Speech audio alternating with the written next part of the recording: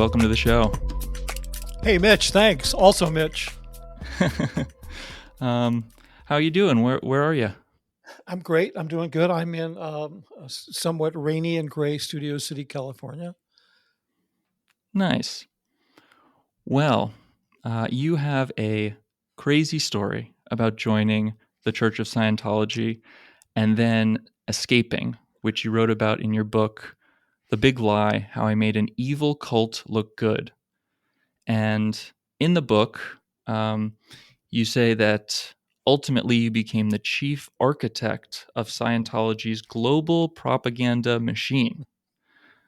And I have so many questions to ask you about all of this. But let's get started with, how did you come to join the Church of Scientology? Well, let me see. I was, in this world of abbreviated click-worthy statements and branding, I sort of had to work these things out into bite-sized statements. So my origin story goes like this. I was a 23-year-old film school dropout who was addicted to heroin when I first walked in the Celebrity Center at Los Angeles. Obviously, the story has a lot more components, but that's the headline. So Yeah. that's basically how I got in. It was 1973. I was 23. I just turned 23 years old. And I was I was a highly idealistic person at a vulnerable time, which is Hmm. pretty much means I was primed to join a cult. I can identify with that because I have also myself been addicted to heroin at a point, Oh, though wow. probably a few decades after you. But Yeah. I can understand how it can be it's difficult. It's isolating, and I think I was definitely looking for a community as well. Let me say, first of all, I'm really happy that you survived heroin. A lot of people don't. I lost a lot of friends, and you seem to have really recovered well, and you're thriving.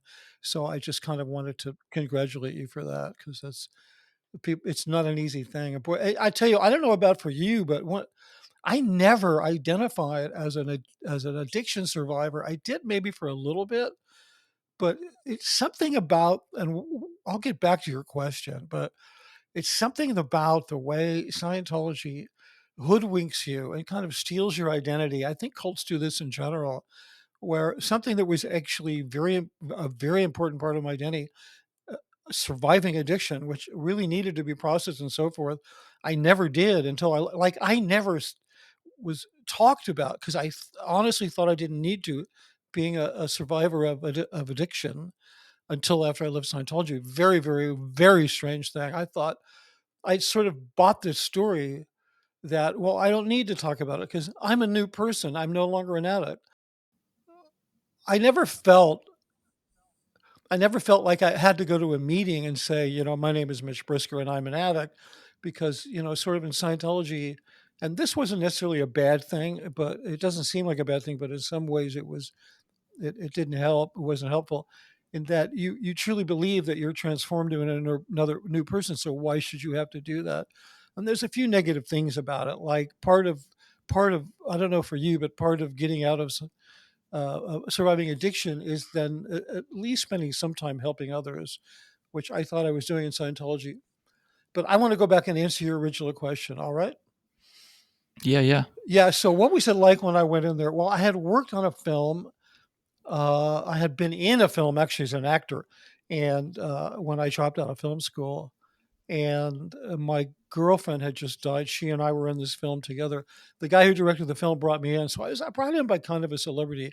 It was very different than it is today. For one thing, it wasn't. It didn't. It was like the counterculture, like so Scientology back in the. I've heard back in the '60s and '70s was very much part of the sort of counterculture movement, and it was kind of inhabited by uh, people. Maybe they were escapees or disenfranchised with the counterculture movement, and had discovered maybe drugs wasn't the way, but it wasn't like this severe religious, highly anti sexual, homophobic.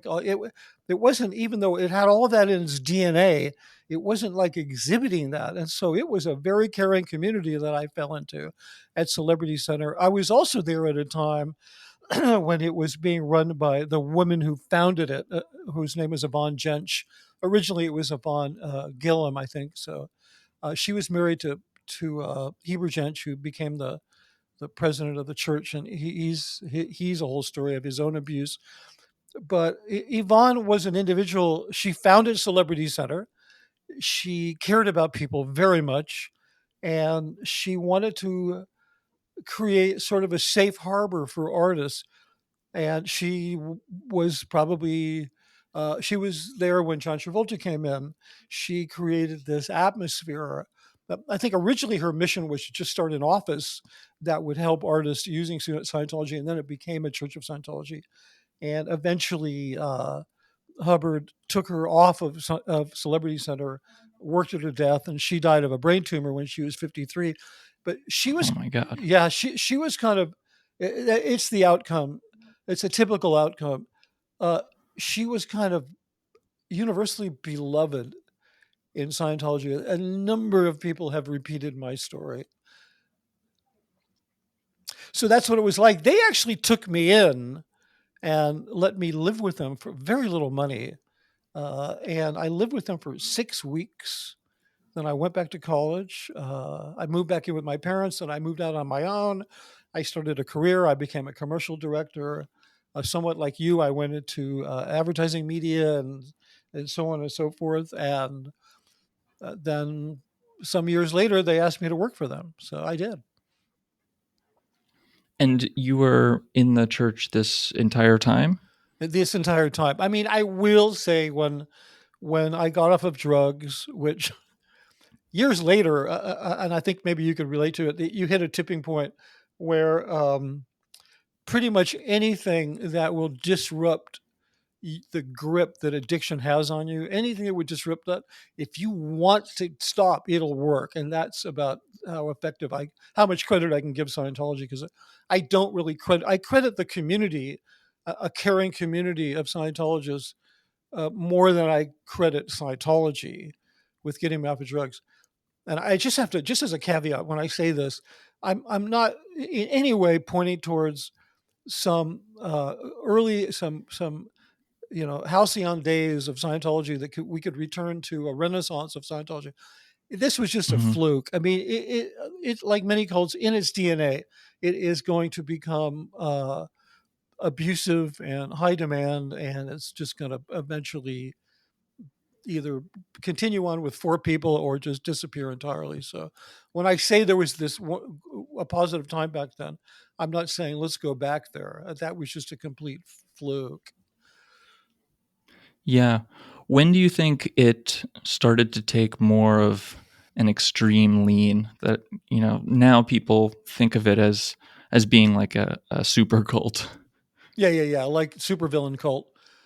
Right. Yeah, like absolutely. Well, it's you don't even have to guess at that. When Hubbard died and David Miscavige took over, he came in and rearranged the furniture like dramatically, and there was not a comfortable place to sit down when he was done with it. And I worked with the guy for 30 years, and I thought he was an awesome leader. People are going to eviscerate me for that, but I thought, I mean, look, I had friends who worked for Steve Jobs, and they were like, man, that guy can be really rough.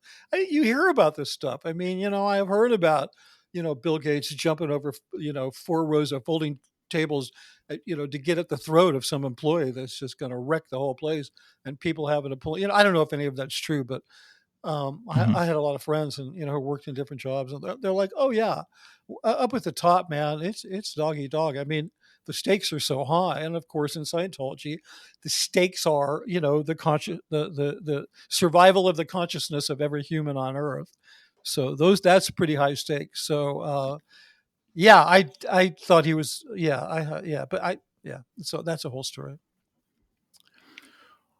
It seemed like he took a liking to you, and you sort of rose in the ranks of Scientology, which it seems is a complicated thing and is not like rising in the ranks of a company, so to speak. Can you talk a little bit about what that is like? Absolutely. I didn't rise in the ranks. I was like an instant star.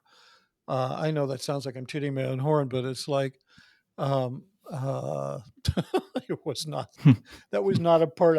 When you find out that what is the part that you were just doing so well in, what it really was, it can be pretty devastating in a lot of different ways. But essentially, what happened back in 1963, Hubbard was running Scientology internationally from their then world headquarters in St. Hill, England, in East Grinstead, in St. Hill, East Grinstead, which is a lovely little part of the countryside, an hour from London. They call it I think they call it the stockbroker's belt or something, the banker's belt. Yeah, there's a lot of rich people live out there, and he had bought this stately manor. Actually, he borrowed money from somebody, he never paid him back, and then kicked him out of Scientology so he wouldn't have to pay him back. But anyway, so one day in 1963, he filmed himself or had somebody film him giving a lecture called An Afternoon at St. Hill. And in this lecture, he said that Scientology would only work as far as it could be done correctly. And you could only really then learn it if you could see it, and you could only see it if you had films. So he kind of made this proclamation that Scientology could only expand and survive if it had films to instruct Scientology auditors, because you couldn't do it if you couldn't see it, right? So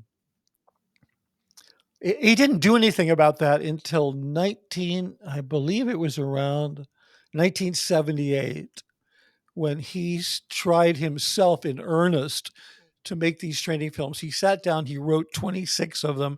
Excuse me. He sat down and he scripted 26 of these training films. And then what did he do? There were, just for historical perspective, they were living on a compound in La Quinta, California, which is near Palm Springs. He'd bought this old estate that had a date packing plant on it, and a warehouse and so forth. And he had hightailed it off to Sparks, Nevada in 1968, when the LA Church of Scientology and the Washington Church were raided by the FBI. And they were raiding them because the Scientologists had infiltrated the FBI and were stealing documents that were negative to the church and replacing them with other documents and all kinds of crazy clandestine stuff. Wow. You might have heard about this. It was called Operation Snow White. And 11 people, Scientology high-ranking officials, went to prison, including Hubbard's wife. He never spoke to her again, and he was an unindicted co-conspirator in that.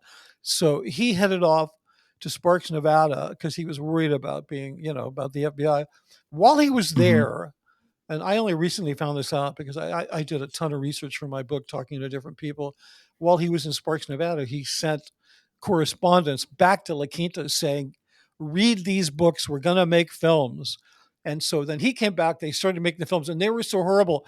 There aren't even words in the English language to describe how horrible they are. Like, they're worse than children who got a hold of a camera and were playing when their parents were away probably would have done something a little more charming. I mean, these things were so horrific. And yet inside the church, they were sort of revered, and the quality was disregarded. As I wrote in my book, if you were studying Scientology as I was, you held your nose and you watched the films, you disregarded the technical quality because they had information in them that you needed in order to do your training, to get your Mm-hmm. certificate, to be an auditor. And that was something a lot of us pursued, either because we wanted to be practitioners or we wanted the information because it would help you in life. And like in my case, I should say at the beginning of every Scientology check sheet, they call it, which is like it's like a part of the study materials that you just sort of go through. That you read a check sheet and you do everything that's on it. At the beginning, they all say the following check sheet contains information that is vital to being an auditor or to success in life. Yeah, could we? What is, just for the people who don't know, what is an auditor? Sorry about that. That's a Scientology term for the person who applies Scientology technology to another person in what's called an auditing session. And that's Hmm. sort of the core activity in Scientology is auditing. Um, I don't know why he used that word. So, it comes from the Latin audere, supposedly. Actually, it does. I looked it up, and that which means to listen. So therefore, an auditor is one who listens. So that's kind of why they call it an auditor. And what kind of conversations would an auditor have with someone? Well, it sort of depends. There's lots of different kinds of auditing. You have the Dianetics book, which is was sort of the introductory medical, that was sort of the mental therapy that Hubbard developed, kind of stitched together from various different modalities that were popular in the 50 in 1950, like exposure therapy, and there's another one I can't think of the name right now, but and they had to do with guided conversation, guided sessions where one person would take the other person back on in his to his memory, and where they would then walk through traumatic experiences. And there's a very specific set of questions, and it's a specific procedure that you would do this in Dianetics. Dianetics did not use what's called the e-mirror, which is this electronic device. A lot of us refer to it as machine counseling now because it's very bizarre machine. Um, so that's kind of what that conversation would be about. That conversation would be about, recall a time of some traumatic event. Okay, good. Your eyes are closed and you're like, return. It's referred to as an incident. So it's like return to the incident. Tell me when you're there. Hmm. Move through the incident till the beginning. Tell me everything that happened. You get what I'm saying? So you're sort of Yeah. it's kind of, it's very much one form of exposure therapy, and it's, some people have had success with it, and I'm not surprised because it was sort of stitched together from some actual therapies that some of which still exist. They're not mainline, they're not, first line therapies. Then you get into Scientology and the e-meter, where you're attached, you're holding these two, they call them electrodes. They're not dissimilar from soup cans, uh, but customized for the size of your hand. And and supposedly this meter, it can sort of help guide the auditor into areas of travail, things that are bothering the person. So they might ask you a question. Do you have an upset? It's not asked like that, but it's, I don't want to get into all the language, but that's essentially what it is. And then they would see a read on the needle, and it didn't matter if the person said no. If the meter read, the auditor is going to say, "Well, what was that?" So you you kind of Hmm. have to. You're really addressing the meter. It's very bizarre. Hmm. It causes people a lot of anxiety and so forth. Did you ever do it? Oh yeah, I did tons and tons and tons of metered auditing. So there's a thing in Scientology called the Bridge to Total Freedom. I'm not sure if you've heard about this. They refer to it as the bridge, No. and it basically has steps on it. It's online. Anybody can look it up. There's photos of it, and it basically is a series of steps that one goes through. You buy these levels, uh, one at a time, and they're done in order. And there's a whole staff of different people with different jobs that are attending to making sure your progress is correct. And then eventually you get up to the point where you are clear, which is a big goal in Dianetics. And the I don't know how much you or your viewers may have heard about this, but this is the idea that you no longer have this thing called a reactive mind. The reactive mind is sort of like Freud's unconsciousness, except it's where all of your negative experiences are stored that you're unaware of. And as you've been going through life, your environment has been at times replicating the circumstances that were present in like a painful experience. And so then you're being triggered constantly. You don't know why. You're justifying it in your Mm. mind, right? Like, you got knocked out, an ambulance drove by, and then years later you hear an ambulance. You're like, I have a headache. You get what I'm saying? So it's like, Mm-hmm. and that could be to a real severe de- degree. And everybody believes this. You're like, oh, my reactive mind is just controlling me. So then supposedly you get to this point where you no longer have your own reactive mind.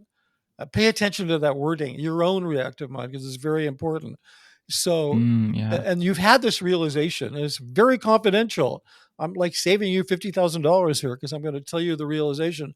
The realization is I was just creating my own reactive mind and I'm not doing it anymore. And somehow everybody is kind of steered to have this realization the same way that a really good psychic might steer you. You know what I'm saying? To say, Yeah. it was blah, blah, and you actually think you're having the thought yourself. When you get back up from this whole thing and you look at it, you'll realize everybody is just kind of steered into having this realization. Then you embark on the confidential levels, which are known as the OT levels, standing for operating Thetan. A Thetan being the spirit, the Scientology word for the spirit, or your actual identity. You're not your body, you're not your possessions. You're a Thetan, you're a spirit. If you chop your arm off, you're no less you. You're still a Thetan. So now you get Wild. completely and you get entangled. Well, it's not a very holistic approach Right. because one could say. So, do you have any questions at this point? I feel like I'm giving you a lecture on Scientology. You're doing a great job. I'm taking it all in. But you're at the Thetans. Okay, so many people have heard about things because of South Park, right? There was an episode on South Park, the Out of the Closet episode, where they just spilled the beans on this whole story. And in Scientology, there's a very important story. You could call it an origin story that very few Scientologists ever put in the time or have the money to achieve this. And essentially, the story goes like this: 72 trillion years ago, a galactic overlord who is really just an officer in their tax machine of some galactic federation of 75 planets, he decided to handle overpopulation by gathering up all the people and freezing them in glycol and then putting them into space planes that looked like DC-8s or DC-3s. Yeah, I guess it was DC-8s. DC-3s would be too small. DC-8s were too small if you do the math. So, because you're talking billions of people, and they had these DC-8 Mm-hmm. space planes. They somehow flew to Earth, and they dropped all these frozen beings, these people who had been, they're no longer, they're just disembodied thetans. Like he managed to capture these thetans in frozen glycol, and then he dropped them into volcanoes. Now, this was 72 trillion years ago, and there's a list of volcanoes in these materials, but none of them existed then. But nobody checks, nobody cares. He dropped them into these volcanoes, and then he dropped hydrogen bombs into the volcanoes. And this caused all of these beings, these disembodied beings, these entities called thetans, to scatter and attach themselves to the population of Earth, right? And so now you've gotten rid of you've gotten rid of your reactive mind. Now you have to get rid of the reactive mind of all these thetans. Yeah, Wow. yeah, and you do this one level at a time, and every time you're done, you find out there's more, and then you go up and up and up until you get to operating thetan 8, which basically says you made this whole thing up. It's on you. All these were, they didn't really make it up, but all of the stuff that you've been telling your auditors on all these levels, you've now spent $1 million. Those were just the stories that the little body thetans were telling you. Now it's time for you to find out who you really are. And there's a certain percentage of people that have unalived themselves because at that level, not necessarily because of that, but because you become very unstable by the time. I mean, I know this for a fact. I got up to level 5, And I got to tell you, man, you don't know how broken you are until you leave. You don't know that basically. I've backed into this story the wrong way, so but I'll get back to why it's such a bad thing. Yeah, I mean, we're able to laugh about it now, but I imagine that over the years, dedicating your mind to this belief system, you are reliving all of these traumas and you're getting deeper and deeper into the lore. Right. And it seems pretty feasible that if you're surrounded by people that are also believing it, and I'm sure there are many rituals, can be intoxicating. Yeah, I mean, there really are the ritual and the main ritual is interesting, fascinating. You said that. You said a bunch of things that are really worthy of discussion. The ritual in Scientology is donating money. That's the ritual. There's no Mm, weird rituals. The ritual is getting together with your friends and figuring out how to raise money, figuring out how to build your own church. There's. I should say that this character Xenu, who caused this whole problem, once you read that story and you're sort of on your way, he doesn't figure. You never. There's nothing else about this guy. It's just the body things. Some people on the outside think Scientologists must think of Xenu like some kind of anti-god or the devil, but nobody cares about him. Supposedly, he's trapped in an ice cave in the Himalayas with electronic ribbons keeping him from leaving. So nobody cares about him. So, but yeah, the ritual. When you said that, I'm like, wow, what are the rituals in Scientology? They're donating and going to events, international events where the dear leader of the religion, quote unquote religion, speaks about the wonderfulness of Scientology and about how it's expanding and it's doing good things in the world and it's a force for good. Which was, yeah. my thing was the kind of where I was the white hat until I was asked to be a black hat, but it's not easy to get out. It's when you're in that bubble. I mean, I didn't just survive Scientology addiction. I mean, this is really difficult for me to talk about, but I survived 2 suicide attempts and a hospitalization just trying to get Oh, away from man. that thing. It was so nobody can imagine it. And I've gotten a lot of flack because, well, yeah, but you were highly paid. You must have wanted to be there. And I was just like, oh my God, there's so much people don't understand about what it means to be in a high control situation like that. What was it like trying to leave? What was it like? Well, like many people, I wasn't in the Sea Organization. And for your listeners who may not know, the Sea Organization, there's basically three major echelons of Scientology members. Okay. They would be one is referred to as the public, which I was for many years, just your regular, as they like to call themselves, parishioners, which is a joke, as they don't belong to a parish. But anyway, and then you have some of those people will sign a staff contract to work at their local church, and those contracts are 3 to 5 years. They continue on sort of in the real world as non-sectarian. I get confused. They're basically just public people. They live in their homes. Many of them have to have second jobs or spouses that support them because they don't get paid very much. This is a 2 to 5 year contract. Um, Scientology parents, when their kids graduate high school and they don't know what they want to do, they're like, well, go join staff for 3 years and figure it out. You get what I'm saying? Kind of like going to Hmm. a kibbutz in Israel. I can't believe I made that analogy. Except, without the tractors, the machine guns, and the forgive me for saying it, being part of an apartheid genocidal society, and I'm Jewish, and I'm saying that. But anyway, so you can cut that out if you want. But anyway, and then you have the Sea Org members. The Sea Organization is it doesn't it's not a legal entity. This is what's so tricky about Hubbard.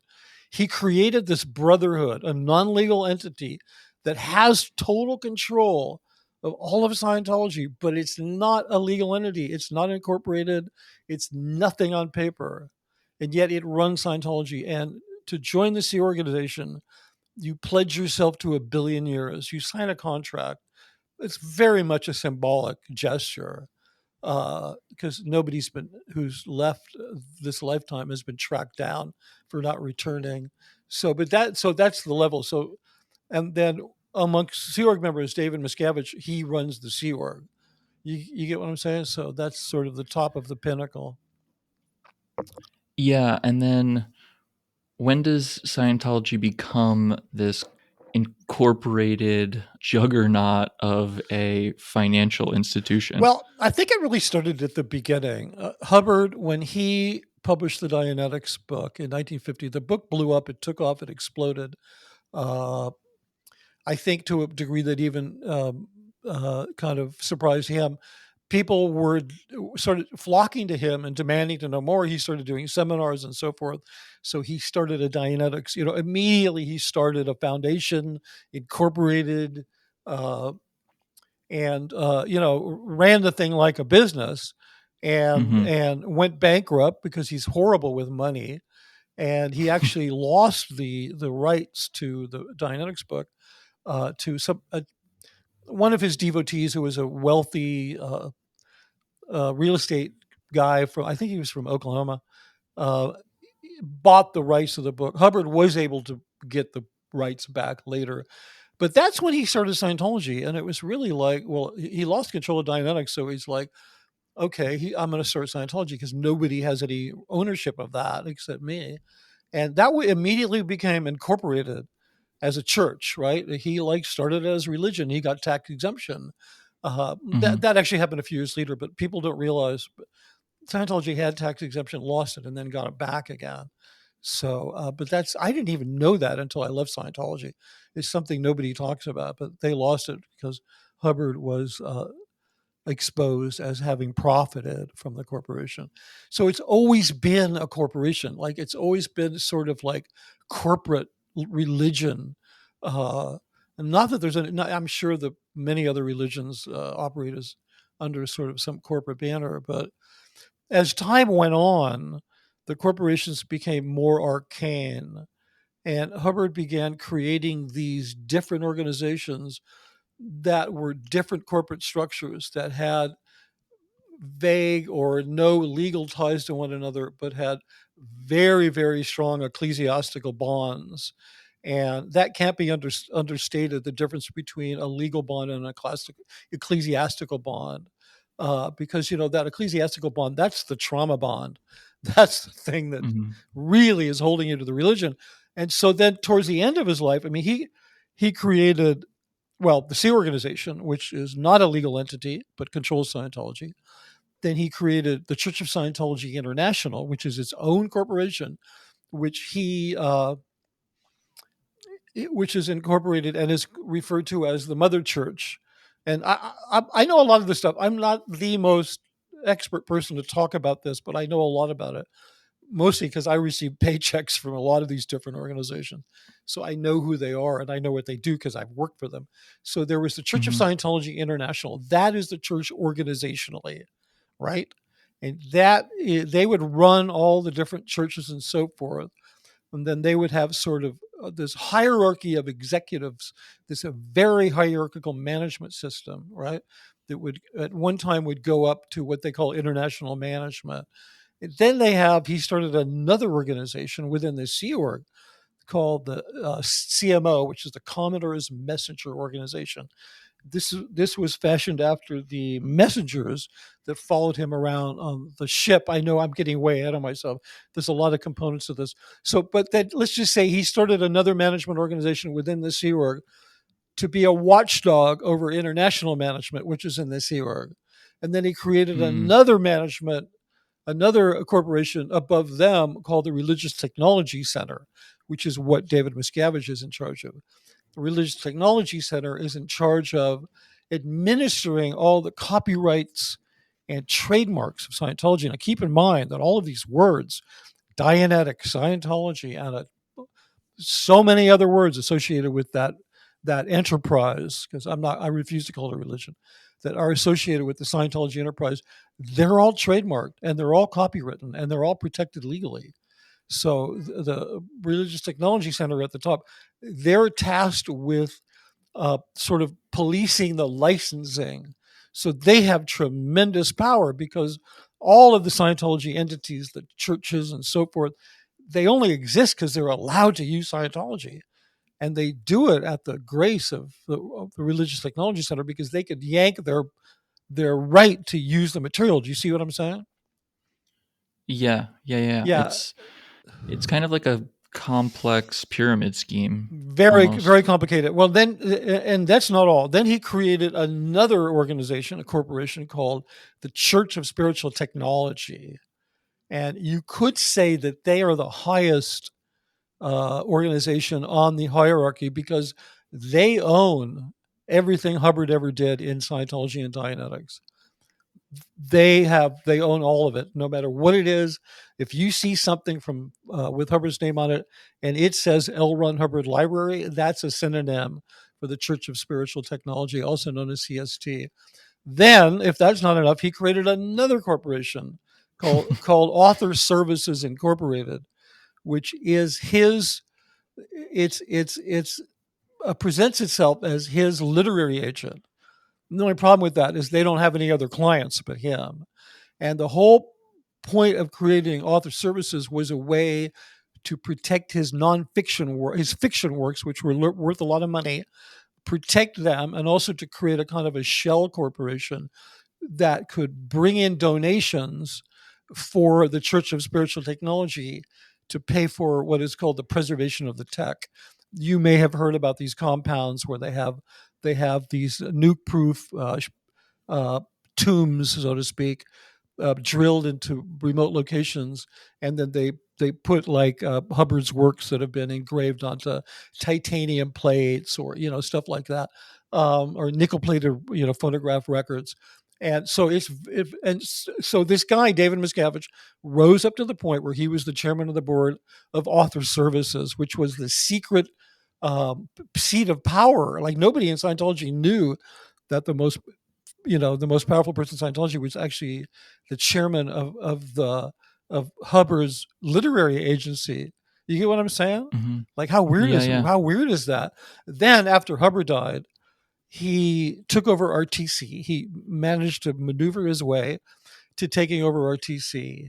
Now, the heads of Church of Spiritual Technology or international management, there was a number of corporations, and those corporate heads had the power to fire him, right? So what he did was he ousted all of the heads and he took over as the leader of all the corporations. So nobody can get rid of him. There is no body of people that could get together and get rid of him. He is literally unstoppable and indestructible. It's really flabbergasting to me how prolific L. Ron Hubbard It's was, not only amazing. with his It's amazing. writing. I mean, he wrote what, thousands of books? No, not Hundreds, hundreds, hundreds of books. I mean, hundreds. they like to say thousands because his they got him in the Guinness Book of Records, but that's because his works are they translate his works. They use slave labor to translate his works. They get it translated into more languages than any other author, and then they go and get themselves, in the Ripley's Believe It or Not or whatever. Like wow, Oh, that's so interesting. So, yeah. okay. So they were all translated and published through the Church of Scientology. Oh yeah, absolutely. They have translations units of Sea Org members. Sea Org members are, at most are paid $50 a week. I mean, in many places like Gold, they don't have a bad standard of living. Some places it's torturous. Some places like wherever Miscavige lives, the staff are going to be, in terms of standard of living, treated pretty well. But there's a huge difference between standard of living and quality of life, and people can Hmm. confuse those two things. And these people, in spite of whatever standard of living they have a horrible, quality of life because of the lack of freedom and opportunity and healthcare and connection to family. And they have really nice rooms at Gold, for example. Wow, look, I have a really nice room. They even brag about it in a video, but that room, it's not really a room. That's just where you're allowed to sleep when someone says you can go to sleep. And you can't have pictures of your family in that room, and you can't have food in that room. So, standard of living wise, it's a nice room. Quality of life wise, it's hell. Yeah. I would like to rewind a little bit because Sure. So L. Ron Hubbard, he passed away in 1986, and you joined in 1973. That's So correct. you you were able to see a lot of, the initial stage of Scientology. And when you were writing these informational videos for the auditors, Right. um, what it's funny to think that L. Ron Hubbard was writing these terrible films for these auditor videos. You were chosen as the person to create the thing that would kind of keep this whole operation alive. That's correct. I mean, there was a huge what I did a lot. It enabled a lot of expansion, a lot of programs and tactical things that were being kept back for a long time. It allowed them to happen. I mean, when I look back on this now, like I just want to stop this podcast and go have a good cry. Like I'm telling you, it is just like so difficult for me individually and as an artist to look back at that. But yeah, a lot of things happened, a lot of positive things. But I went up there to do one film, which had been done by Hubbard. It's a horrible film. I went up there to do one film. It's a long story. I wrote about it in my book. I was very willing to be hired. I'd even offered after I graduated from film school and I was working in LA. I ran into executives from Gold in a number of different contexts, and I said, "Hey, if you ever want me to come up there and help you make a film, because I hated those films, and I was a dedicated Scientologist, and I was totally willing to help them." They never took me up on it. It's a kind of a complicated story. I initially worked for the church in the '80s. I was approached to work on the Dianetics campaign to sell the Mhm. Dianetics book. That's kind of we didn't really talk about that, but that's how the whole thing started. That was my entree into working for the church. I went to work for a very bright Sea Org member by the name of Jefferson Hawkins, a marketing guy and graphic designer who took it upon himself to market Scientology and Dianetics. Nobody had done anything with it, any kind of a decent job in years. And they brought me in. I did a bunch of ads between 1950 when that book was released and let's say 85. The book had sold 3 million copies, which is a pretty abysmal record. And then we did these ads. They became kind of iconic. These questions ads in the '80s with this music that went dit dit dit dit dit dit dit. And within 3 years, we sold 10 million books.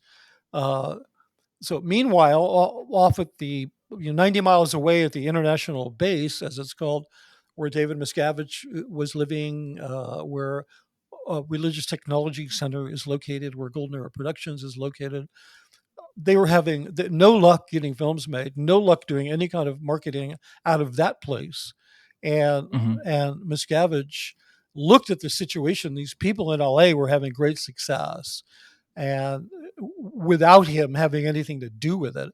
So he pulled that whole group up to the international base, reestablished it up there. Not me, and it literally destroyed the progress of Dianetics.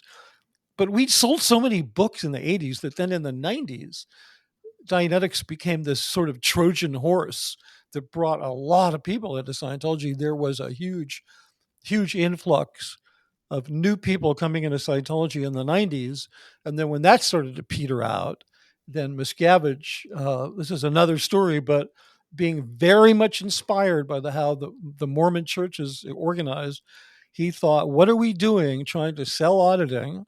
Which people get disappointed and sue you if it doesn't go their way, or selling books, which is difficult. Why don't we just operate off of donations? I mean, the Mormons don't sell anything. They just people Mhm. tithe willingly, and like they have like 100 times more money than we do. So then over the years, he shifted the organizationally the how Scientology survives. He shifted it from a kind of a service based, religious philosophy, self help that sort of sold stuff, and he shifted that to a strictly donation based enterprise. Interesting. Yeah, I know I kind of packed a lot in there, but it's like, I'm No, I'm tracking. I'm tracking. I It's funny, when I was in my early 20s, I got a handwritten note from the Church of Scientology asking if I wanted to come in and just see what it was about.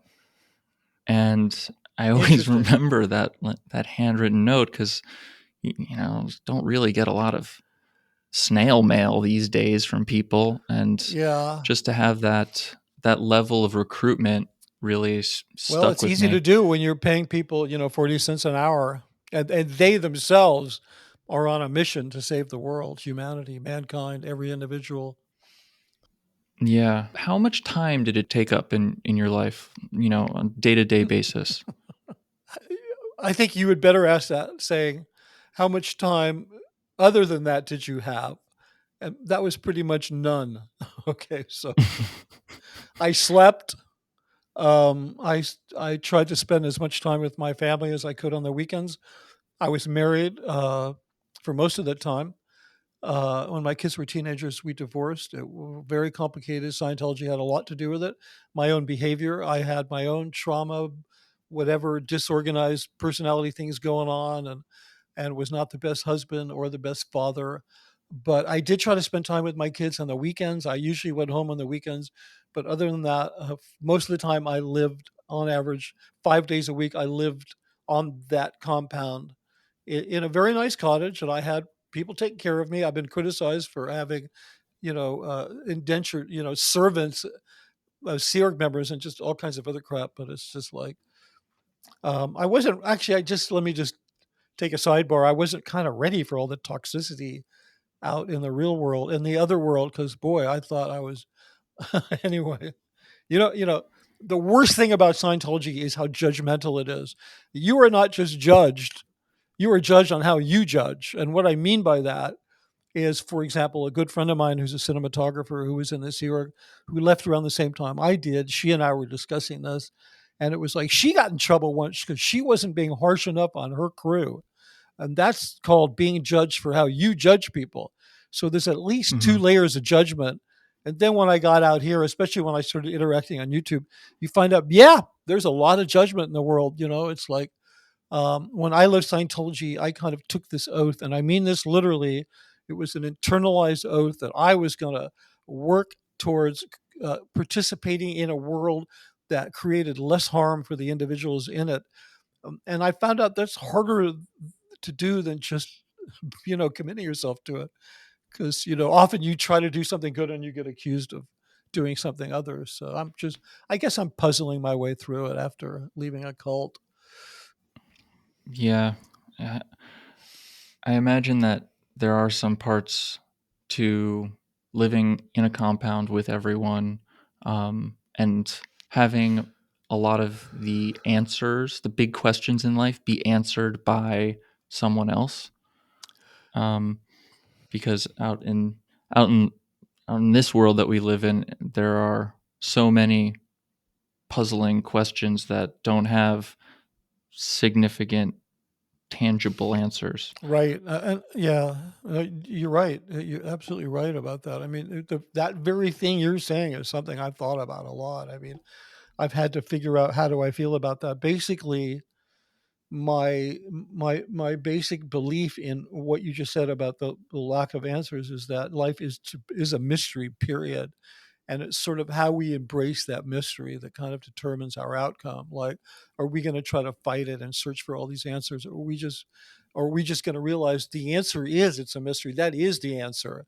And yet within that, there's so much you can do because life is a gift. Um, so yeah. Anyway, yeah. Look on the Scientology's landing page, the main number one landing page, and that organization. I would put money on betting that they have more unique IPs than any other organization on the planet. I know because I helped to set up a ton of these websites in terms of creative direction about messaging and mission statements and all that kind of crap. Uh, but on that landing page, it says, like, if you go to Scientology.org, which would be their, top of the pyramid landing page, and it will say Scientology has answers. It has answers to the biggest questions in life. Who am I? Where am I going? Where did I come from? What happens after I die? They just say it like we have answers. And so your journey is shut down right then. If you pursue that course of action, you're discovering your own story for yourself is shut down. And, I was given pause about this recently. I thought about, for some reason, the Aboriginals in Australia, they've been on planet Earth for 80,000 years. They must have some wisdom that eludes the rest of us. And they go do this thing called a walkabout. And I kind of studied it a little bit. And I'm like, oh, to them, they have to go off and discover their story because without their story, they're lost. They don't know who they are. And it's kind of like once you give in, once you take on Scientology and you say, I found it, your walkabout is over. You're never going to know who you are. You're never going to discover your true identity. And they're going to make sure of that. And then they're going to replace your identity with a fake identity. And what makes it such an incredible scam is that they're going to get you to pay for the privilege of doing that. So, Yeah, I think that's very well said. What what was the moment when you were like, I'm getting out. I can't do this anymore. I sort of got worn down. I mean, I don't want to be too hard on myself, but I kind of always thought that I a little bit took the coward's way out, in that I was always looking for a soft exit. I was always hoping that I could recruit or influence, not recruit, but influence other artists, younger artists such as myself, to come up there and start working, or I could train a Sea Org member, and then they wouldn't notice my disappearance. I didn't want to leave and sort of leave them in dire straits, meaning things were really bad before I came up there. We referred to the crew as the shoot crew. That was kind of Hubbard's designation for this 20 or so people that were trained supposedly and tasked with making these films. Uh, those guys, I didn't know this, I didn't know them. They were literally banned. Miscavige had banned them from working as filmmakers. They were ordered to report every day to the galley and like scrub the floors and clean grease out of the fryer, and they were having a really miserable time. Um, and then when I came up and I started making these films, it was like, I was kind of a hero. Like a lot of people now, especially on YouTube, have pointed out the fact that I was paid a lot of money, forgetting the fact that I'm destitute now, but that I was paid a lot of money. But nobody up there was complaining because, and that sounds kind of horrible. Like, well, the slaves weren't complaining. I gave them good food. They weren't complaining because we were all brainwashed into a cult. We were all had the same mission to save the world. And a very important Right. part of it was films. And they were struggling to do this. And I knew 20 other people as qualified as me to go up there and do it. I just didn't really realize that. I mean, I did realize that at the time. I'm like, why are you making such a big deal out of this? I like half of my friends I went to film school with to come up and knock these films out like without even breaking a sweat. But you don't really want to get into that with them because there's a lot of kind of extenuating circumstances why they couldn't get them done. I mean, the biggest one being they only did what Hubbard told them to do, and that was an abysmal failure. Like one of the great proofs that Scientology is a failure is like just listen to what Hubbard said about making a film and do that without any other training, and you're gonna just fall flat on your face. So they ended up hiring a lot of professionals, but I didn't answer your question. I'm kind of avoiding it.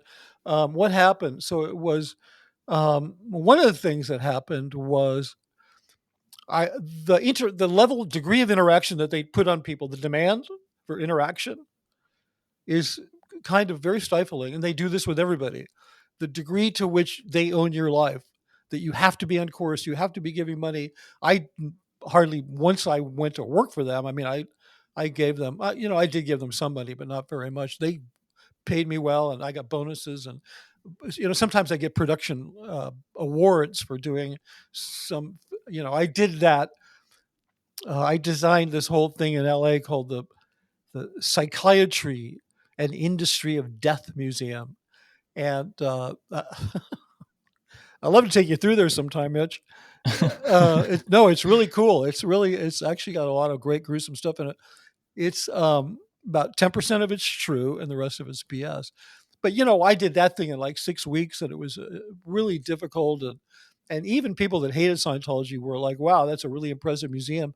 Um, and so then here I got to, here's like some big bonus kind of thing. Like, but the thing is, I really thought that I was helping the crew because the place went from being so unproductive, and then they found somebody that could help them make films. The whole place became so productive. You get what I'm saying? It was like it felt good for everybody, Yeah. leaving and then having people say, "Oh, you had Sea Org members as servants." They were really glad I was there. I was glad I was there. They were glad I was there. For many years, it worked out. I didn't know about what Miscavige was doing to them.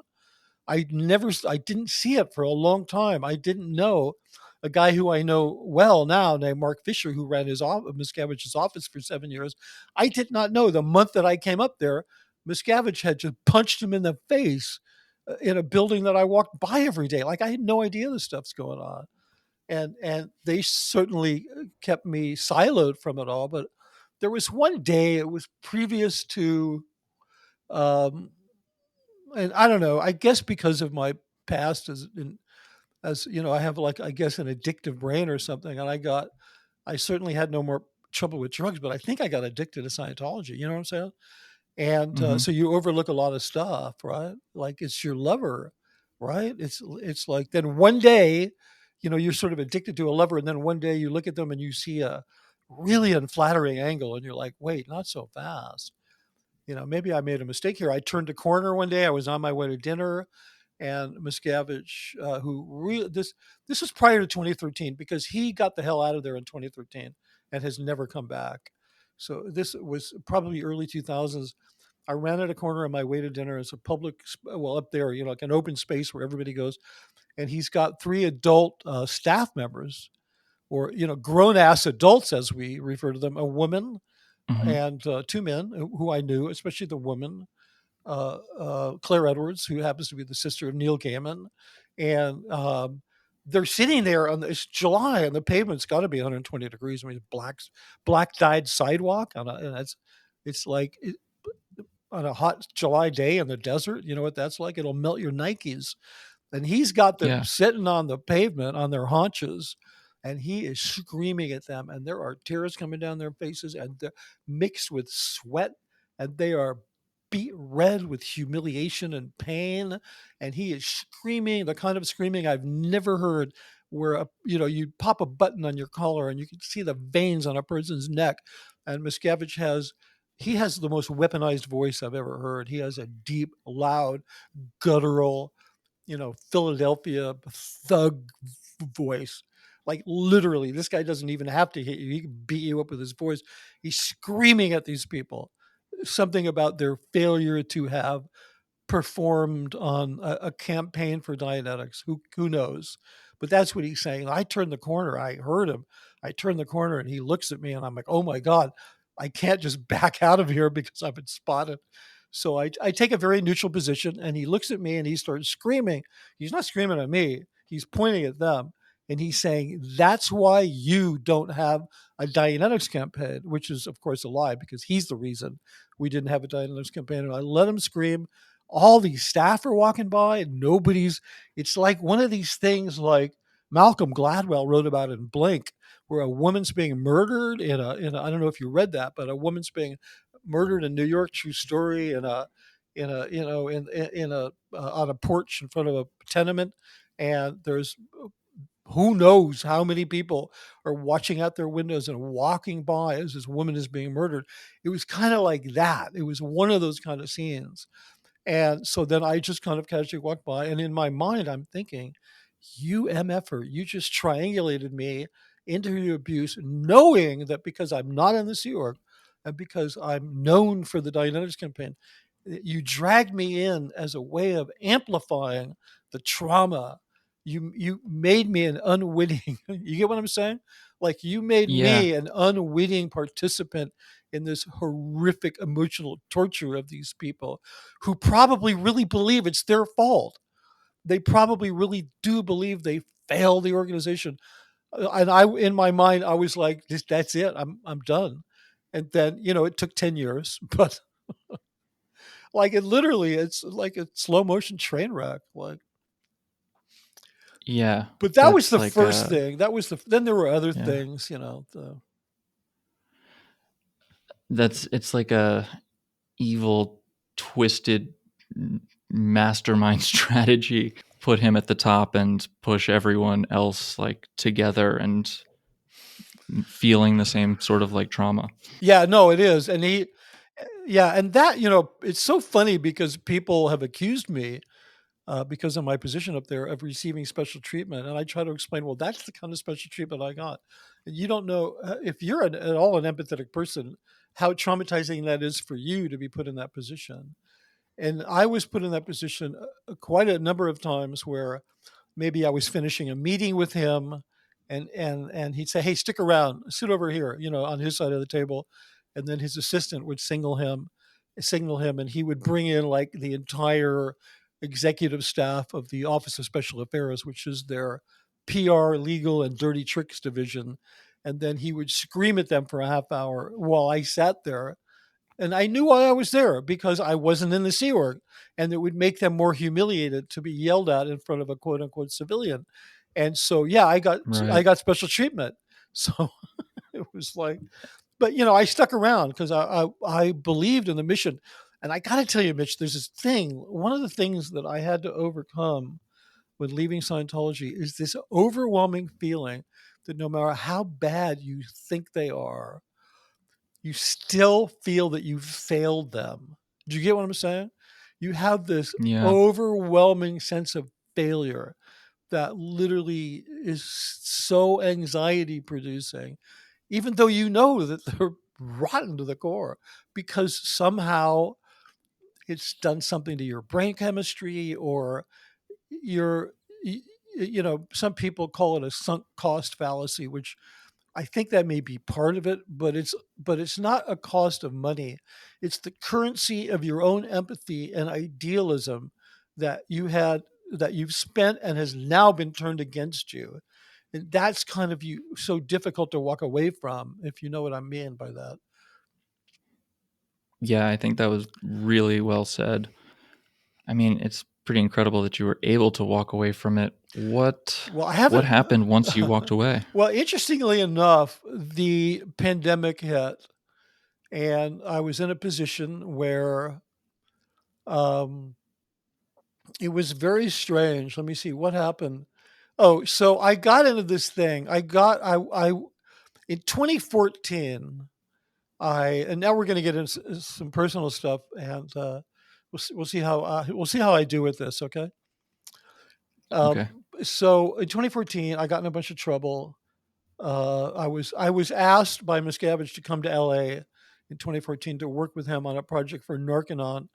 So I sort of put aside all of my uh, the things I didn't like about working for them anymore because all of a sudden he offered me a job working in LA 10 minutes from my house. And I'm like, oh, that's really tolerable. I can get up every morning. I'm not expecting them to work until noon. I'm writing scripts is something that's like really easy for me to do about something I know a lot about. And you know what that's like when you're writing about Mm-hmm. something you know a lot about. I mean, it's not like, no research Yeah. required, or something you have passion about. It's not a hard. And I'm having a great time. And then I'm helping them open up the studio at Scientology Media Productions, which we could do a whole segment on that. But I'm now the senior director at Scientology Media Productions. It hasn't opened yet. I'm working on their messaging, their mission statement, figuring out what the programming is going to be, and for a bunch of complicated reasons, some of it having to do with my behavior, which was considered unacceptable by them. Because keep in mind, they are the most anti-sex organization in the world, homophobic, anti-sex, blah blah blah. So they were Mm-hmm. really objecting to my some of my behavior in my personal life, which is my personal life, and I got a bunch of trouble. I got sent back up to Gold, and they were just nonstop. I mean, now I got the full brunt of what it's like to be a Sea Org member and be just tortured by them every day, being screamed at, and just literally locked in your office and given deadlines. And all I want to do is get in my car and drive away. And I'm so traumatized. I don't think I could drive 10 feet. Do you get what I'm saying? Like I don't think they'd stop me because I knew the go words. The go words is get the fuck out of my way or I'm calling the cops. And that's kind of a real go word for them because they're like, hey, he said cop, leave him alone. You know what I'm saying? Mm-hmm. Because Yeah. they don't need it, right? And plus that would be the end of you in Scientology. But I was kind of looking for an end. I just didn't want to I didn't want to be unemployed. I wanted to, figure something out. Wasn't able to do that. I got incredibly traumatized. I ended up hurting myself very badly, and I got found in a like in the kitchen in a puddle of blood, and alarm bells went off, and the people that were running gold at that time, they're actually pretty nice people that because Miscavige had been gone for 3 years, right? So the woman who runs the place is a pretty decent person. So they scooped me up, drove me to a doctor, got me stitched up, completely on the slide, like no ER, no, we're not going to the ER because then they're gonna maybe 5150 the guy, or it's just gonna be bad PR or whatever. So then for the next, I Mm-hmm. don't know, couple of months, like they took me out to like three of them, a security guard, a medical, quote unquote medical person, untrained medical person, and an auditor kept me like they stayed with me. I was so traumatized, I didn't know what the hell I wanted to do, but I ended up staying like in these $8,000 a week luxury homes in Malibu for like a couple of months, right? Like this is being paid for by people whose staff are not even getting proper medical care, but they're keeping me out there because it's just it's a bad story. Like my story and association with them, it can't end that way. So they're doing Right. anything to like so. And I'm thinking, wow, I'm starting to come out of it, and I'm really enjoying walking on the beach every day and living in these wonderful homes and like. Um, so anyway, then they're like, okay, we want you to come back to work, and I'm like, oh, okay, I'll come back to work, but I'll never live there again. I can't live on that place ever again. I told them that. So they're like, that's fine. So for about a year and a half after that, they literally sent somebody to my house in LA and drove me to Gold and back every single day. And it was the most horrific thing. And I didn't know how to get out of it. And I mean, all I had to do was walk away, but you're trapped. You really feel trapped. It's like Right. being in an Right. abusive relationship. Yeah. When I was doing research on all kinds of abuse, from narcissistic abuse to high demand abuse, from relationships to cults, the data that was compiled by what's called the Domestic Abuse Hotline, which is also an organization that compiles a lot of data. One of the things that they came up with, they learned, is that the average abuse victim tries to leave their abuser 7 times before they make a successful break. So, the thing is, at this point, I knew I really felt bad, and I knew I didn't want to work for Scientology, but I still didn't identify them as my abuser. Do you understand? Mm-hmm. And Yeah. so, like, I didn't want to be back at Gold. I didn't want. There's no way to get out. Suicide is a what is it? It's a flight mechanism. In your Yeah. that's what it is. And so I was just trying to flee. I just was done.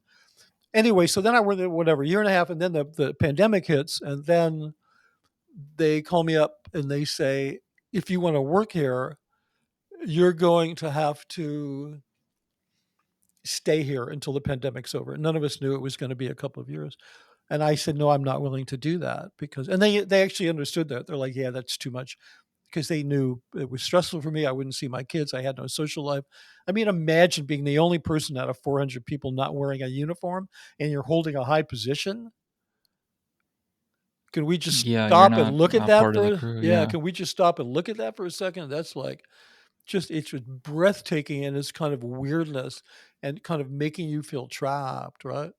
Like I Mm-hmm. literally used to get what I call color deprivation from seeing people wearing nothing but navy blue and light blue. It was crazy. Like I used to go home in the weekends and then walk around public streets just to see the variation of people and how they dressed. And I take joy in like the variation of life, right?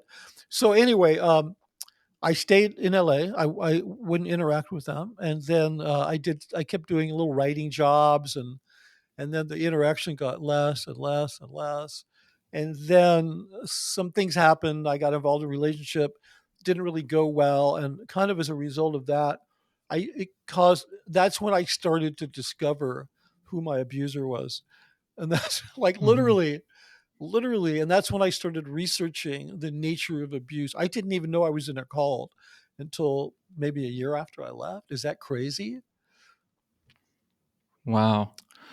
I totally understand where you're coming from with the kind of cycle of abuse of, terrible treatment, but then like recovery and the light being shown on you by the big boss and, Yeah, the yeah. special treatment and then like back into the cycle and the kind of unpredictability of it. Like you're walking on eggshells all the time Oh that it's yeah. hard to kind of predict how they're going to react or how you should It's react. weird. They haven't, you hear these stories about fair game, which is a very real thing.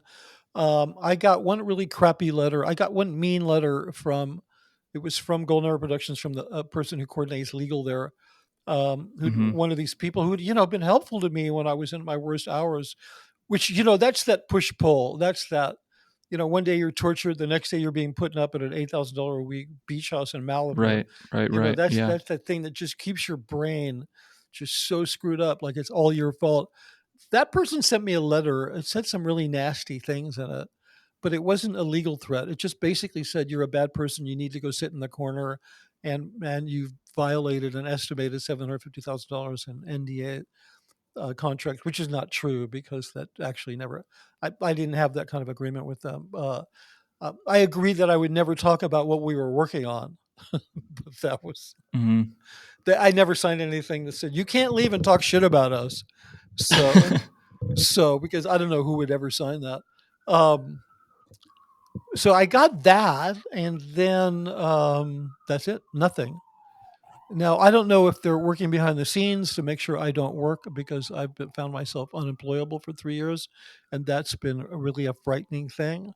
But they haven't reached out to me. I think one of the reasons is because I have written documentation, like memos, interoffice memos, and letters from Miscavige saying what a great guy I am and how great it is the work I've done. I mean, in one of these letters, one particular film I made, he said it was the most. What did he say? Something like it was the most crucial. That's what the word he used. Most crucial film in the history of mankind. So it's kind of hard for them to. Wow. Yeah. So it's kind of hard for them to impugn me. They do these hate sites and stuff. So, Mhm. I was going to do my own hate site and put all that stuff up there, just put it up there. I think they're kind of reluctant. Like they have all of these lawsuits uh, going on. They have, Leah Remini's suit and then a couple of other suits. And I think they're just so busy with that stuff. And I'm not like, there's this phenomena going on right now with some people are referring to as the TikTok army. There's some very aggressive streamers that Mhm. decided to point their cameras at I mean their biggest motivation in life is to point their cameras at something streamable, but I've spoken with a couple of them and they prefer to be pointing at something that actually does some good. And so they came to realize to find out Scientology's bad, so they're putting their cameras at them. And along the way some former Scientologists, they've interacted with them and they've learned more about Scientology. And they've got that whole phenomena, so they got a lot. They don't have to worry about me. I mean, plus, what are they going to do? It's like it's kind of hard. Oh yeah, the guy that made us look good says a bunch of shit. I mean, I did make them look good, so it's kind of Mhm. like it's a double-edged sword. If they impugn me, they're saying that remember all that good stuff you heard about us? Well, it's bullshit because it was made by an evil person. So it's weird. Yeah, yeah. They They're on the record saying that yeah. you made the most crucial film in the history of the world. Yeah, so it's and I recently did the guy who I made that film two times because the guy who was the MC, the on camera commentator, an actor named Larry Anderson, he left Scientology. I think in 2006 or 2010. I don't remember, but and he spoke out. He became a one of the angry apostates, whistleblowing angry apostates. He hadn't done anything with the media in about 6 years, and I have recently did a piece on YouTube on the film. He reached out to me and said, "Hey, if you're going to do a part two on that, let me on." So me and a guy named Jeffrey Augustine, we did a podcast on YouTube with Larry Anderson, and even that, like, I would think they just leaving me alone. Yeah. But anyway, my point was, in that podcast, I read the letter. Like, I put it up on the screen and I read it and I said, "Hey, look, this was called the most crucial film in the history of mankind." Yeah, Yeah. yeah. So, I mean, what are they going to do? It's just like, I mean, there's a number of people that were on his staff that have worked for him, and that most notably Mark Fisher, who ran Miscavige's office, I mentioned, for 7 years. He read my book and he said, "Yeah, I get it. They're going to leave you alone. It's not worth it." Mm. So I think that's why. Plus, if I could just add, they don't sue people anymore, because the last time they did it, it opens them up to deposition, and that's a very liable position for them to be in. Right. Right. Right. Right. Then a lot of their like records can be exposed, and Yeah, yeah, yeah, yeah. I kind of want to go back to the TikTok streaming Sure. army, because I mean, well, I noticed that you on YouTube, you're kind of part of this other network of people who have left Scientology. Aaron Smith Levin, I believe, Right. is one of them. I asked about, if the Church of Scientology was going after you, because I know that they registered aaronsmithlevin.com and made this whole website that is saying how much of a terrible person he is. Yeah, I mean, I can. This is all speculation and opinion, so I want to go on the record to saying that, Sure. okay? Because Sure, sure. yeah, this is not. I have nothing to back any of this up except my own insights and observations. Um, Couple of things. Well, I think I'm unwittingly a part of this. They call it SPTV. I don't really identify with it. I mean, I support it 100%, but I don't use the graphics. I don't say, "Hi, welcome to SPTV." That's kind of Aaron's Mhm. thing. Aaron Smith Levin started that. Aaron Smith Levin is a pioneering YouTuber in the space of fighting against Scientology. They really pissed that Mhm. guy off. He went through some horrible personal tragedies. He lost a twin brother. Not Scientology's fault, but still, having that kind of loss within a cult, it just makes it worse. His family was fractured, and he spent a couple of years figuring out how to use YouTube. And I mean, the guy's got over 225,000 subscribers, so he's like a towering individual in um, uh, that whole space.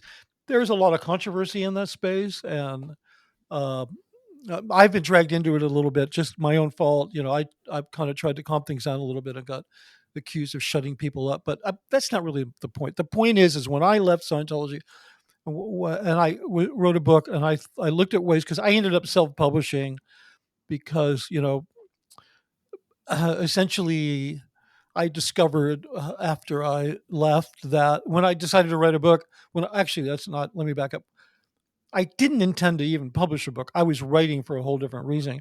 That writing was my walkabout. Like, that was my aboriginal walkabout. That was Mhm. my only goal was, if I don't make it through this, if I perish, the only record of me is going to be in files in the Church of Scientology. That's it. Yeah. And I'm like, I cannot stand for that. I'm going to write a book. And so I spent a year and a half on my sofa, playing video games, and trying not to, off myself. And then after a year and a half, I dragged myself to my desk and I started writing a book.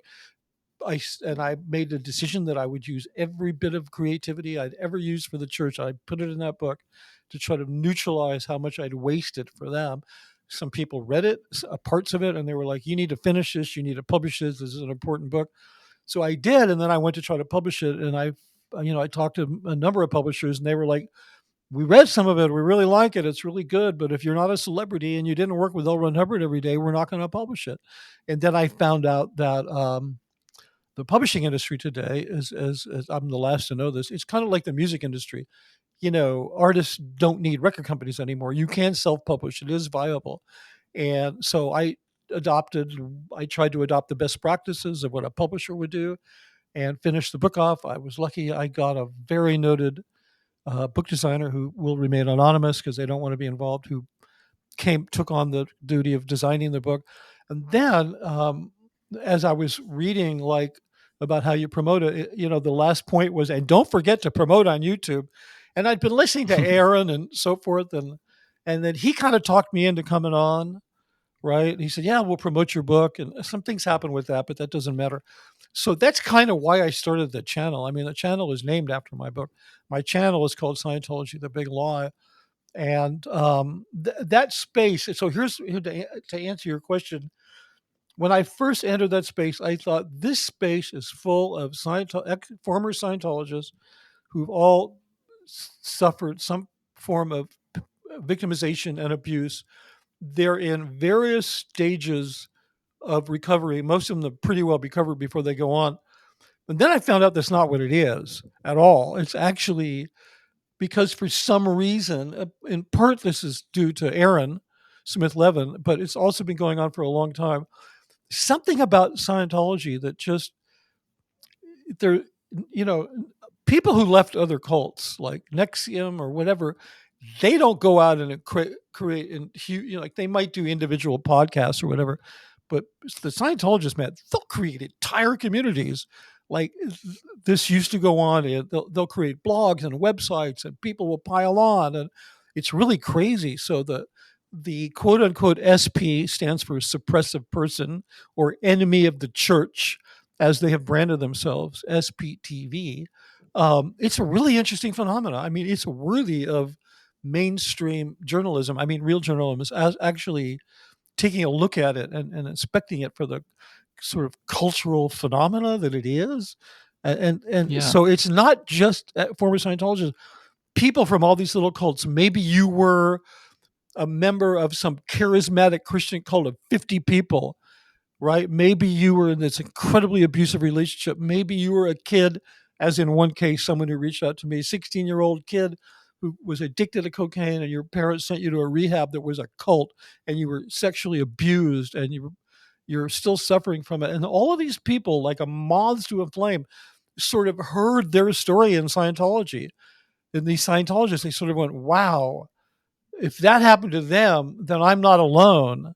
So in that case, I learned it's not just former Scientologists, but it's this other component of abused people. You get what I'm saying? So, Yeah, yeah, and absolutely. then you have people who really like true crime stories. And that's probably the biggest segment is not former Scientologists. It's they actually even call themselves the Never Ends. Or are you aware of the segmentation phenomena?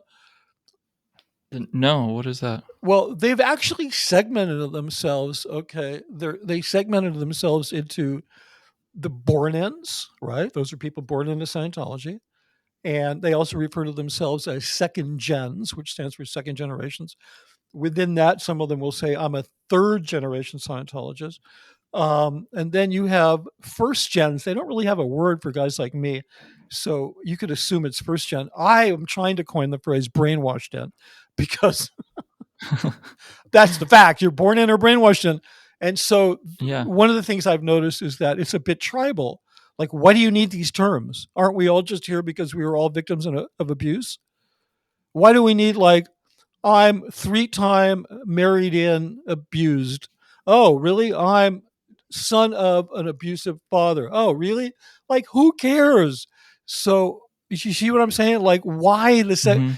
It's a little tribal, and it's a little factional, and it's partly because YouTube is nothing against YouTube, but come on, it's a cold-hearted algorithm that does, that if you're blowing up because you're toxic, it'll help you as long as what you're saying is, as long as you're not bullying, as long as you're not giving false information. You know what I'm saying? So and then hierarchies on YouTube are based on subscribers. So it's a great community. It helped me heal just talking to other people. But there is this kind of stuff that goes on that's a little bizarre. It's a very interesting culture. Like I said, when I came on, I thought it was one thing, and then I found out that it's actually quite. It's not. It's more than that, but it's a really good thing. You also asked about the TikTokers, and you asked about how I feel it's affecting the church, right? Yeah. So I think that the TikTokers, they 100% blow my mind. I've met a couple of them. They didn't seem very like really wanting to meet me. Like I went down to a protest in front of the what is called the test center in LA. That's been a main focus, right? This test center, it's like they call it a test center. You and I haven't talked about this, but frontline, what I call retail Scientology. Like I didn't work in retail Scientology because I was like at the corporate level, right? Um, Hmm. quote unquote. So, but I help. It's a test center because they use these tests, these fake tests. It's called the Oxford Capacity Analysis Test. They recruit people, they get them to come into a test center. Test centers are either in churches or like this one, they're remote in crowded areas. They invite you in, take a personality test, then they have a very careful script. I know this because I made a film to train people how to do it. So what a schmuck do I feel like? They're like trying to shut this place down, and I'm watching these saying, "Oh, well, geez, I need to go down there and tell these people this is bullshit. You need to stay the fuck out of this place because I made this film, and I got to tell you, when I pulled myself out of this brainwash mentality and saw what it was, like nobody knows better than me. So, but they use these tests and then they have a script. They have somebody sit down you and they say, like, Mrs. Brown, now, Mrs. Brown, it says here that you're accident prone. Do you sometimes try to do more than you can handle? It's just crazy. No, I'm serious. Like, it's really devious psychological manipulation, right? Yeah. And I just quoted you a line from a film I did. Like, I'm not BSing you about this or exaggerated. Right. That was literally a quote from a Hubbard film. Do you sometimes take on more than you can handle? Who doesn't? Exactly. Yeah, I mean, isn't that part of like learning and struggling with life? Oh, well, we have the answer to you. We have this course, blah, blah, blah. It says here that you're accident prone. Well, yeah, wow. Come on, we all have accidents. All we need is someone to tell us we're accident prone in a vulnerable moment. And, you're whipping your credit card out. So, anyway, I went down there to make my own statement. And I introduced myself to some of the TikTokers. They were like, whatever, because no, I mean, they didn't say that. And they're really nice people. And some of them have reached out and formed relationships with former Scientologists. And some of them thank Aaron Smith Levin for being so forthcoming in information. So, but it's just really not their thing to join forces with former Scientologists. You get what I'm saying? Like they're not looking for like consolidation. So anyway, I did my thing. I actually the test center they hand out tickets to come watch films that I made, or a ticket to take a test. So I printed my own tickets that basically said, the content inside the test center is rated C for cult, inappropriate for all audiences. I went down there and I mocked their handouts and I handed out my own handouts. Some people on YouTube, Cool. yeah, some people on YouTube accused me of like grandstanding, selling my own book. There's just, you're always going to run into trolls and people that do that. So yeah, I did that and I met some of them and da da da da. And I thought, you know what? I'm probably going to go down and do some more and, but they shut that place down. Mitch, I mean, come on, this is like never happened. That test center on Hollywood Boulevard, it took about a month. There's one guy, he calls himself Streets of LA. His name is God. It just escapes me. I'm sorry. He has a YouTube channel, and he's also on TikTok. I'll think of his name. But anyway, this guy had been doing what they call First Amendment auditing on the police for a couple of years. He'd been following the LA cops around and just shaming them and exposing them. The guy knows more about police procedure than most of the cops on the street. And apparently, somebody, Scientology security guard or something, messed with the guy. And he's like, screw you, I'm going to take your church down. So he's been going down there. He's the one that started it. He's been going down there for some time, just stopping people and saying, it's a cult, it's a cult, it's a cult. Don't go in, it's a cult. You know, and now the place is shut down. They started making YouTube stars out of some of the staff down there who work for the Scientology. So they shuttered the windows. They've shut the place down, And this has Wow. never happened. And they're working on other places. They're working on churches. They're inspiring this movement of people to stream. And if their streams are possible, they'll get paid for it. And there is nothing wrong with that because they're putting their sweat in it. So, I was in working for the church in 2008 when the anonymous protests, worldwide protests broke out. Whatever that Right, was, right, yeah. February 2008, 9,000 people protested worldwide. It did nothing compared to what those guys did in a month. Anonymous, not to take anything away from them, but they didn't manage to shut down anything. And these guys shut down like this is like shutting down an Apple store in on Old Town Pasadena, or in Manhattan, like shutting down a primary spot that is a high level spot. They shut it down at one of the world's most important tourist destinations. So yeah, I'm sure they're very concerned about this. Wow. I mean, that's incredible. It's inspiring, Yeah, really. it is. It's amazing what they've done. I mean, I have. I'm not going to run down there and embrace them and say this is amazing because they don't. That's not. They're not down there to get my acknowledgement. Sure. Yeah. Whatever. Plus, it's not. It doesn't make good streaming if I run up and give them a hug. I mean, that's really not.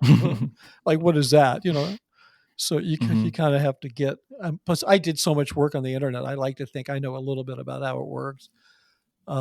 Trying to do reputation management for church Scientology and SEO and blah blah blah. We did a lot of work after Anonymous or with the start of Anonymous.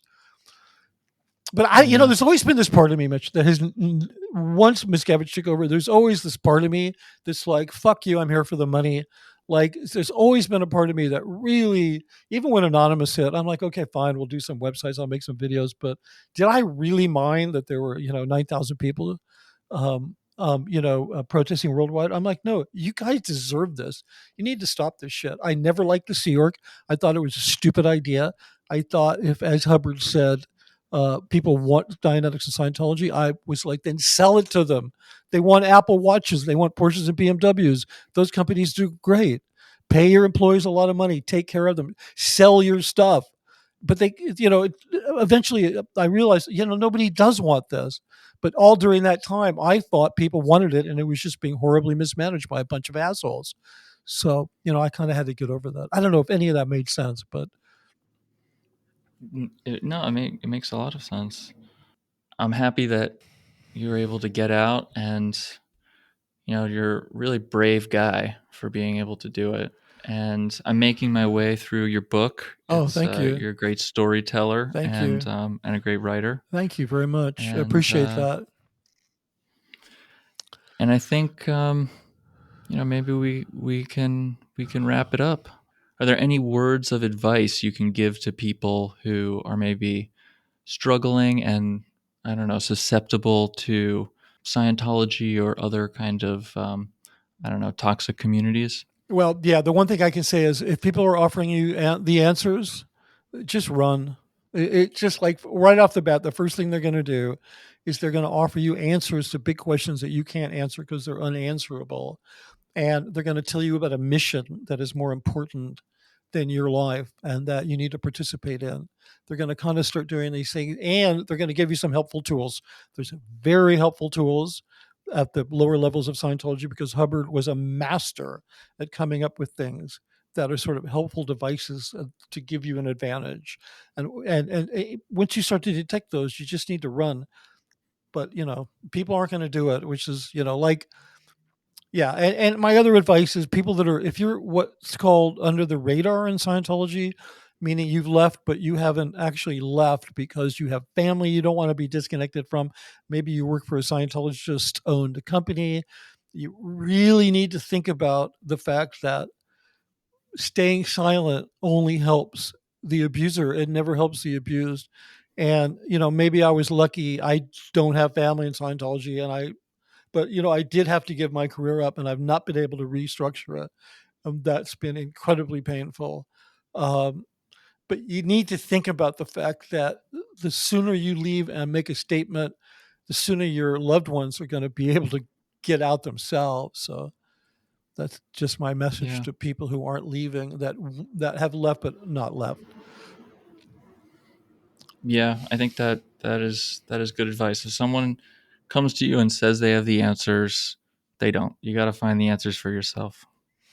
Or you have to be willing to embrace the fact that life is a mystery. Yeah. Like that, it's Yeah, actually a and you can't beautiful thing. find all the answers. It's actually a beautiful thing. There was this song. I actually first heard it on the HBO show The Leftovers. It's called "Let the Mystery Be." It's by this wonderful artist by the name of Iris Dement, and she very graciously gave me permission to quote her lyrics in my book. And if you haven't seen it yet, you will. But basically, she says in this, she had been part of some Pentecostal, I'm not sure, some charismatic religious group in the South, and she left her religion. She's agnostic or atheist. She wrote this song called "Let the Mystery Be," and it became my anthem. And the song basically says, everybody's worried about what's going to happen when the whole thing's done. Everybody's worried about where we're all going to go, and basically, it's all the same to me. Let the mystery be. And that became kind of my anthem, is like sort of embracing the beauty of the fact that there is this mystery and that life is a gift. Well said. Well said, sir. Thank All you. right, Mitch. It's been a real pleasure talking to you. Hey, you Thank you too. so much. You too, Mitch, and I hope this goes well, and I hope we can talk again. Yeah, I really, Yeah, I'd love to talk again. yeah, whenever you want, just reach out to me because I sort of did my own little research on you, and I really liked everything you saw. I really appreciate what you're doing, the kind of creativity that you're applying your talents to. So I'm always willing to talk to you, and I really wish you good Oh, luck why, thank you. on your new venture. I really wish you luck. Oh, thanks so You're much. welcome.